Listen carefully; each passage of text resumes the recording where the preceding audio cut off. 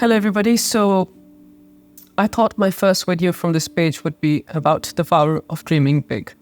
But life is so uncertain and so unpredictable that within a few weeks of starting this page, I had a phone call that my sister, my kind, compassionate, beautiful sister, had passed away.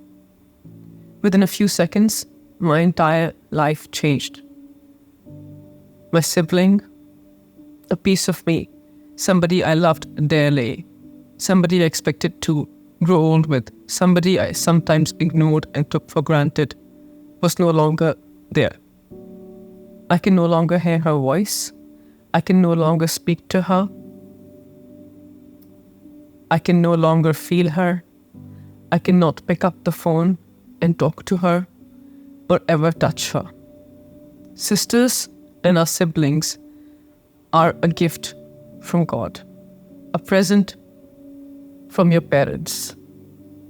Sisters are special because they are your protectors, your first negotiators, your partners in crime, your teachers, your mothers who love you dearly, and so much more. The loss of my sister has given me a heartache and pain that I cannot describe in words anymore. Losing a sibling is like losing a part of yourself. You lose your first teacher. I want to dedicate this video to my beautiful, kind, compassionate sister, Erum Ali Bokhari. We all miss you. We love you. And we are no longer the same without you. We really hope that you're in a better place. I also want to talk about grief. I think that we all experience grief at some stage in our lives. Sometimes we deal with it alone, and sometimes with our loved ones. But experiencing grief can be very traumatic.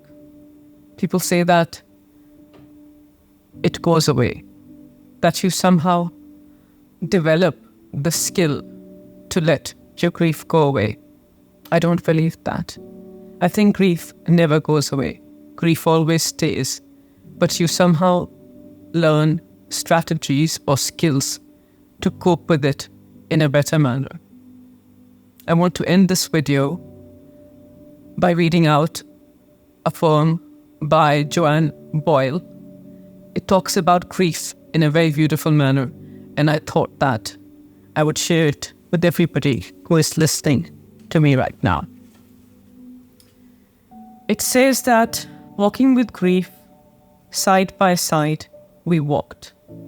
Together, grief and I, carrying my life's remains under a darkened sky.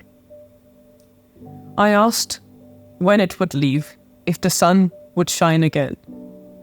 If asked, it would heal, if it could stop the pain. Grief took its time to speak. I often wondered why. Many times we sat together, and all I did was cry. Grief ever left me. And then one day it said, I am going nowhere, so learn to live with me instead. I then befriended grief. It then began to talk. I looked forward to its stories when side by side we'd walk. Together we shared memories that I had locked away. Grief is now a part of me, and I accept it's here to stay. Thank you.